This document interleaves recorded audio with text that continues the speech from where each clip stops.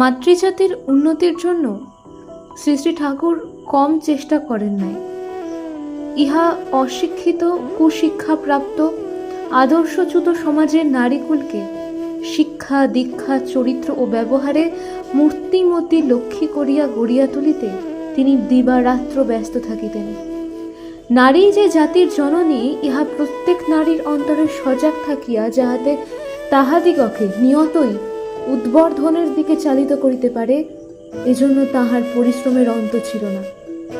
নারী জীবনের আদর্শগুলি সত্তায় অনুপ্রবিষ্ট হইয়া যাহাতে তাহাদের চরিত্র ও চলনকে অনুরঞ্জিত করিতে পারে, এজন্য তিনি তাহাদিগকে সর্বদা হাতে কলমে শিক্ষা দিতেন। শ্রী শ্রী ঠাকুরের প্রেরণায় সৎসঙ্গ আশ্রমে একটি মহিলা সংঘের প্রতিষ্ঠা হইয়াছিল। মহিলাদিগের মধ্যে শিক্ষা, ধর্ম, স্বাস্থ্য, শিশু মঙ্গল, মাতৃমঙ্গল প্রভৃতি বিষয়ে সাধারণ তথ্য প্রচার, বিবিধ কুটির শিল্পের প্রবর্তন দ্বারা নারী জাতিকে স্বাবলম্বী করিয়া তাহাদের আর্থিক সমস্যার সমাধান করা, পরস্পরের মধ্যে ভাব বিনিময় দ্বারা ধর্ম ও জ্ঞানের ভাব উদ্দীপ্ত করা এবং সেবা ও রোগ প্রতিকার বিষয়ে উপযুক্ত শিক্ষা প্রদান প্রভৃতি নারী জাতির সর্ববিধ কল্যাণ চেষ্টায় ছিল এই মাতৃসংঘ স্থাপনের একমাত্র উদ্দেশ্য। সৎসঙ্গের মহিলাগণ সকাল হইতে রাত্রি পর্যন্ত কার্যনিরত থাকিয়া নানা বিষয়ে সুদক্ষ কর্মী হইয়া উঠিয়াছিলেন। গৃহস্থালী ও লেখাপড়া, সঙ্গীত ও বাদ্য, চিত্র ও সূচিবিদ্যা, ধাত্রী ও শুশ্রূষা বিদ্যা, স্বহস্তে চাল ডাল তৈল প্রস্তুত প্রভৃতি যাবতীয় কাজ তাহারা একই সঙ্গে নিত্য করিয়া যাইতেন। সৎসঙ্গ ধাত্রী বিদ্যালয় হইতে প্রতি বৎসর কোনোবার 8 জন, কোনোবার 10 জন, কোনোবার ততোধিক মহিলা পরীক্ষায় উত্তীর্ণ হইতেন। পাবনা জেলার সরকারি হেলথ অফিসার স্বয়ং আসিয়া এ বিষয়ে তাহাদের পরীক্ষা লইতেন। ধাত্রীবিদ্যার সহিত একটু ফিজিওলজি ও অ্যানাটমি এবং নার্সিংও তাহাদিগকে শিক্ষা দেওয়া হইত। মাতৃসংঘের জন্য কতকগুলি ধান ভাঙার কল, ডাল ভাঙার কল, ময়দা কল ও তৈলের কল খরিদ করিয়া আনা হইয়াছিল।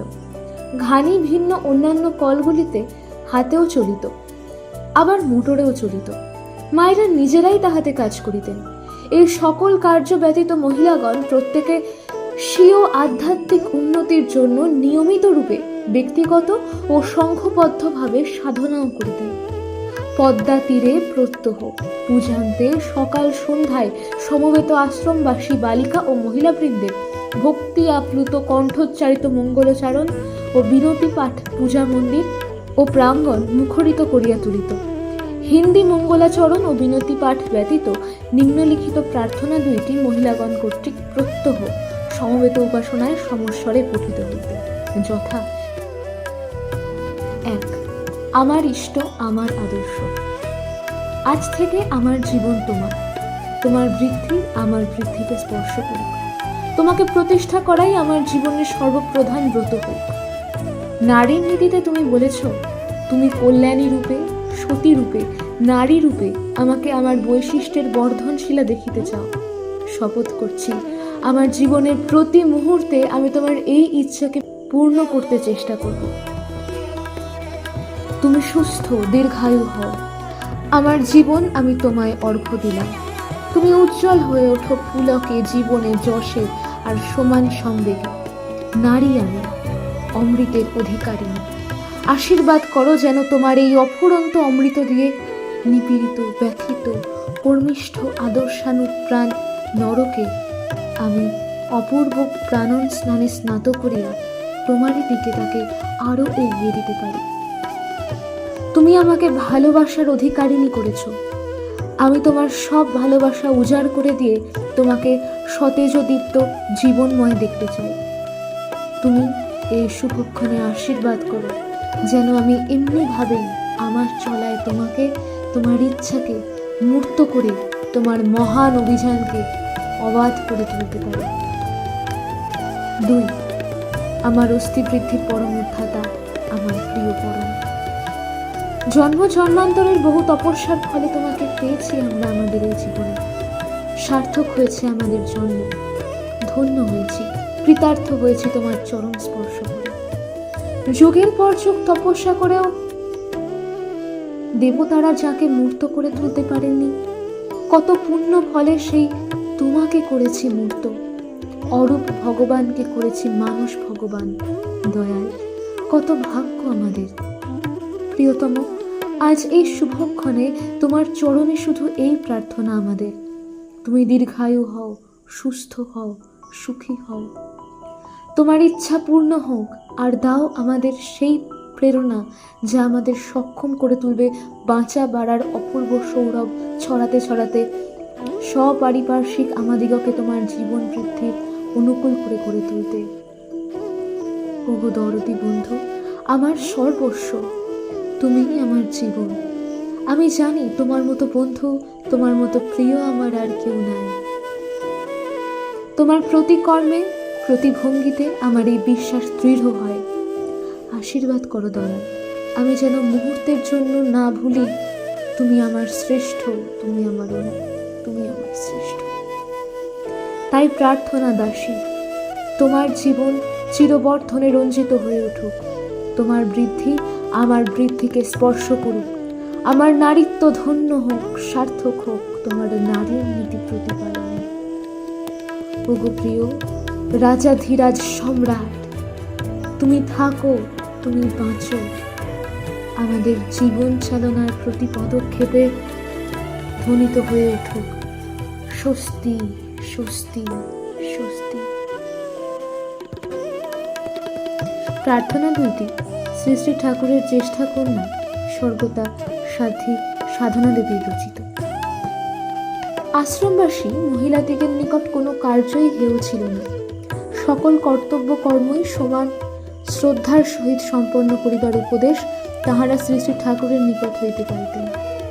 সৎসঙ্গ গবেষণাগার, কারখানা, কলা ভবন, শিল্পকুটির প্রভৃতি যে সকল কর্মপ্রতিষ্ঠান স্থাপিত হইয়াছিল,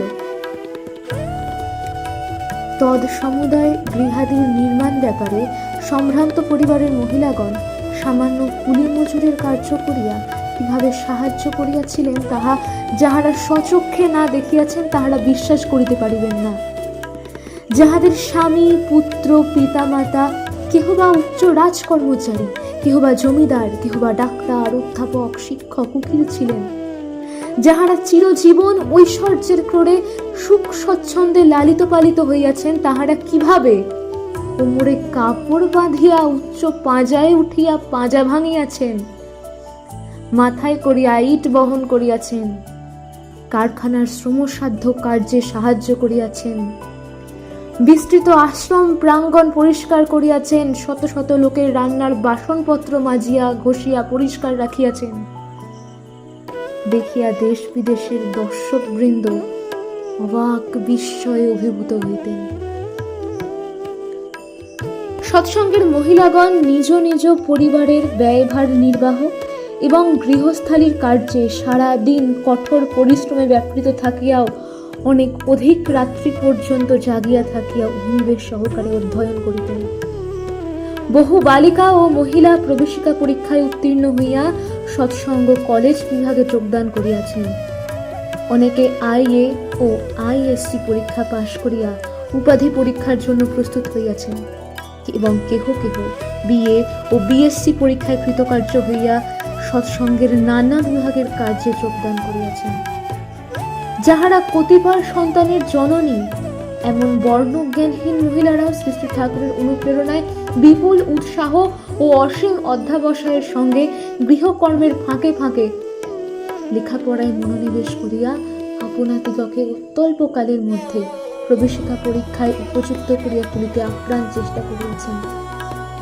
এক হাতে শিশুকে ঘুম পাড়াইতে পাড়াইতে অন্য হাতে ইংরাজি বই ধরিয়া পড়া এবং রান্না বাড়ার সঙ্গে সঙ্গে ভূগোল, ইতিহাস ও অঙ্কের পাঠ প্রস্তুত করার বাস্তব অপূর্ব মনোহারিত্ব সত্যই ছিল তখন একটি দেখিবার জিনিস।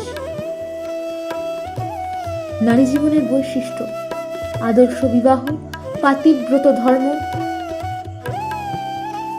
পরিবার পরিজনের শুশ্রূষা, সুপ্রজনন, সন্তান প্রতিপালন প্রভৃতি অতি প্রয়োজনীয় জ্ঞাতব্য বিষয়গুলি যাহাতে নারী মাত্রই সহজে নিজ নিজ চরিত্রে অনুশীলন পূর্বক প্রকৃত কল্যাণের অধিকারী হইতে পারেন।